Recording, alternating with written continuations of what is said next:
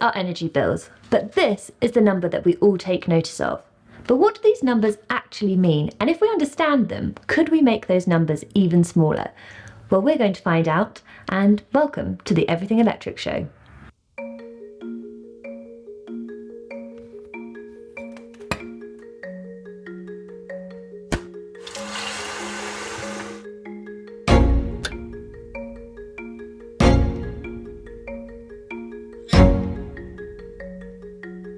With the recent hikes in energy prices, we're all starting to pay much more attention to the amount we're paying for our bills each month.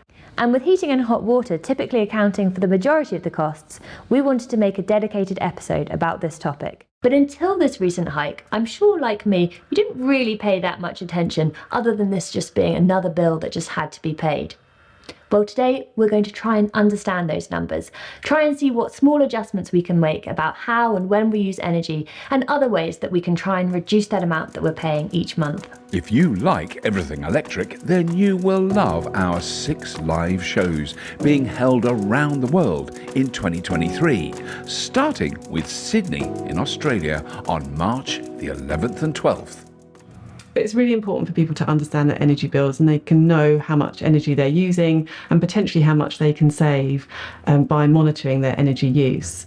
So the energy bill is made up of how much energy you use in kilowatt hour, you pay per kilowatt hour, but it's also made up of a standing charge. That's a daily payment that can't be adjusted. So why is it important to understand your bill? Well, firstly, to make sure that it's correct and that you're actually paying the right amount, and actually that it's your bill. Each meter has its own number, so a quick check of that against your bill will be a good place to start. Secondly, it can help with budgeting. So working out the amount that you're paying over the course of the whole year and budgeting for that each month can really help. And lastly, your energy supplier can help. So if you're thinking about changing tariff, they should be able to give you advice about that.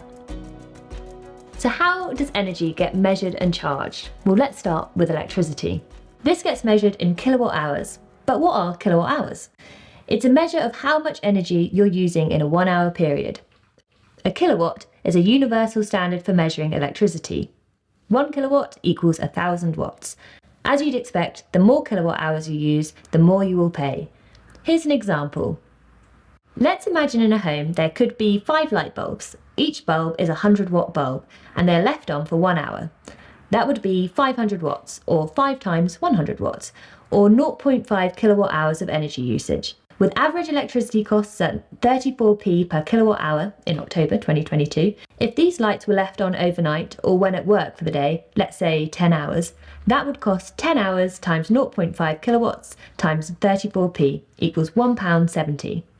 Now, if you did that for 240 days a year, a typical amount of working days, you'd be spending £408 just because you forgot to turn the lights off.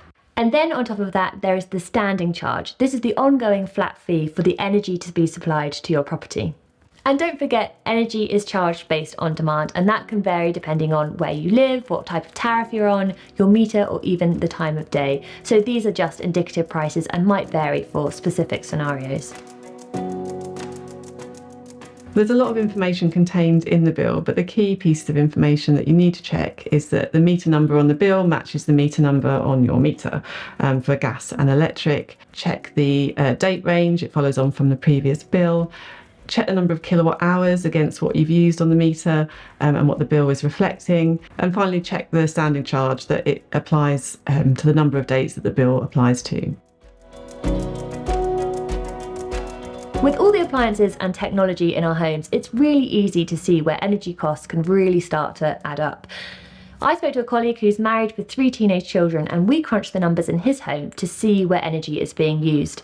And we estimated that since October the 1st, when energy prices went up again, that across just a handful of electrical appliances, his bills could go up by £240 over the course of a year. So it's really interesting when you start to look at these numbers, because obviously you've got the amount of power that an appliance or piece of technology is using, but you're not using all of those appliances for the same amount of time. So for example, an LCD TV at 0.21 kilowatt hours per hour, maybe you've got that on for 6 hours a day, depending on how much TV you watch. But Conversely, a fridge freezer would be using 408 kilowatt hours per year, and you have that on all the time. Taking the example of a TV, 6 hours a day, with the old tariff that would have been £130 per year, it's now closer to 156. So that means that running your TV for 6 hours a day has gone up by £26 over the course of a year. So these increases to prices are going to be felt more acutely by the appliances that use more energy and are used more frequently. But the other one to really point out is the standing charge, which has gone up to £169 per year, up from £104. So that's an increase of £65. So that, coupled with just a handful of appliances, and we're looking at about £240 increase over the course of a year.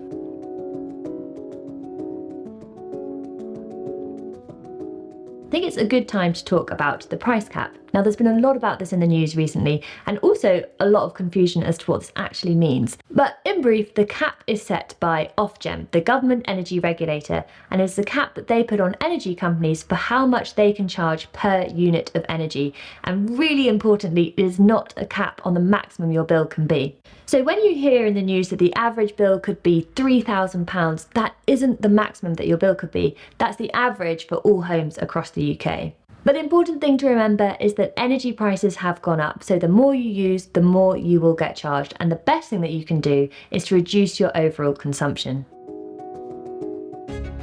So although this is the Everything Electric show, we know that a lot of viewers will be using electricity and gas, so we thought it was important to go through both bills. Like electricity, gas is metered. However, if you don't have a smart meter, the old meters don't show the usage in kilowatt hours, so there is a little maths involved to explain how the costs are reached. On each bill, there are 4 key elements. Metered volume, the difference between your last reading and the most recent reading. Metric conversion factor, depends on your style of meter whether it's imperial or metric. For imperial, use the figure 2.83, or for metric, use the figure 1.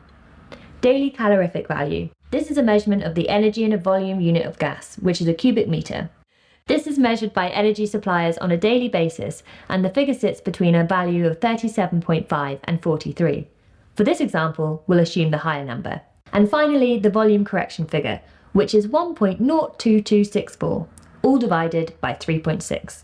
So the calculation is metered volume times metric conversion factor times daily calorific value times 1.02264 divided by 3.6 equals kilowatt hours used. It's all a bit long-winded, and you definitely don't need to do this every month, and if you have a smart meter, it does it for you. But we did think it was important to go through exactly how this works. Many homes have smart meters now, so they will automatically update your energy provider with your current use. If you don't have a smart meter, it's really important that you submit regular meter readings. You definitely want to avoid estimated bills because they can be under or over, and you end up owing money, or money is owed back to you. I've got a smart meter, and after the initial excitement of seeing how much energy is used by certain appliances, it now just sits quietly over there. But it is quite nice to be able to see my real-time energy consumption.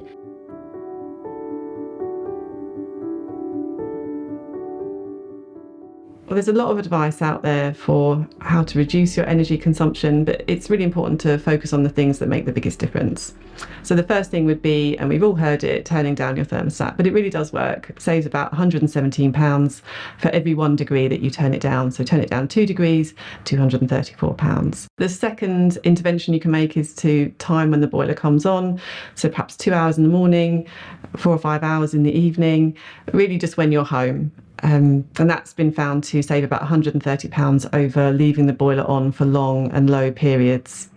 The third thing is the flow temperature. So this is making the boiler run more efficiently. So you're not restricting what it does or when it's on, you're just helping it to recover its waste heat. And the flow temperature is the temperature of the water that goes off to your radiators. And if you can turn it down to 60 from 80, that saves about £112 per year. But really importantly, you can only do this yourself if you have a combi boiler. So that's a boiler that does all of your heating and hot water. You won't have a hot water cylinder. And you go to the boiler, there's a dial or a button with a little radiator icon next to it. Turn it down to about the 12 o'clock position, or to 60 degrees if there's a digital display, and that will reduce your energy use. So the fourth thing is the turning off the preheat.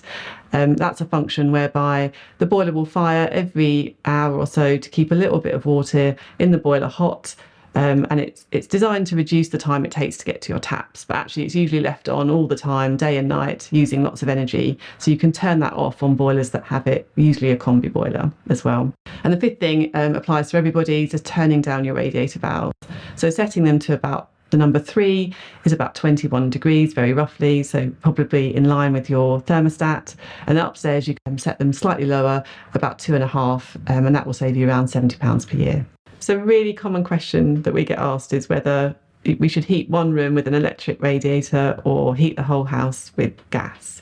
And we've done a little bit of work into this. So if you have a little blow heater in a small office, it's heating you, that's probably going to be cheaper than heating your whole house with gas.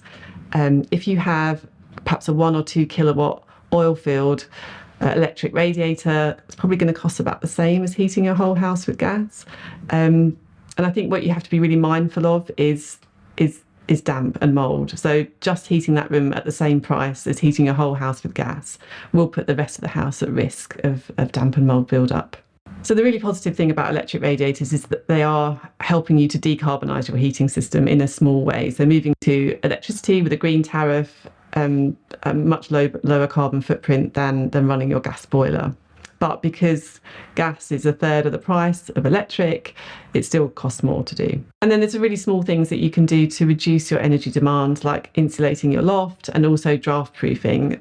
Air changes is massive for heat loss. So if you can prevent the drafts or seal up the drafts, it will really reduce your energy demand. With the threat of inconsistent global energy supplies, the term energy independence has come to the fore. But what is it, and is it a realistic goal for the average consumer? When it's used in reference to a homeowner, energy independence means generating power at source, so your home, and in doing so, reducing your dependence on drawing energy from the grid. Technologies like solar and batteries are good options, but if you don't have the space or a roof, then there are other options as well. So companies like Ripple Energy allow you to buy a share in a wind farm, and the green energy produced offsets what you draw from the grid. And there are of course loads more which we will be covering in future episodes to see what could work best for you. We are, however, very conscious that these technologies do come at a price. And we know that many people will be watching to find out ways that they can reduce their energy consumption and also to find out what support is available.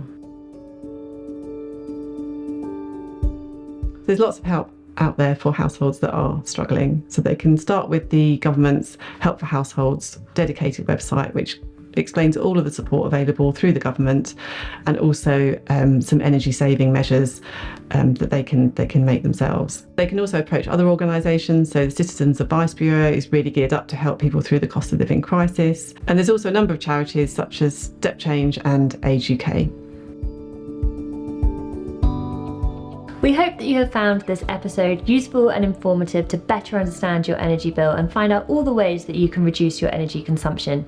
And if things are becoming a challenge, we hope that the guidance towards the agencies that are there to support has helped as well. All the links will be in the description below, and if you have found this episode useful, please do like, comment and subscribe so that it can help others as well.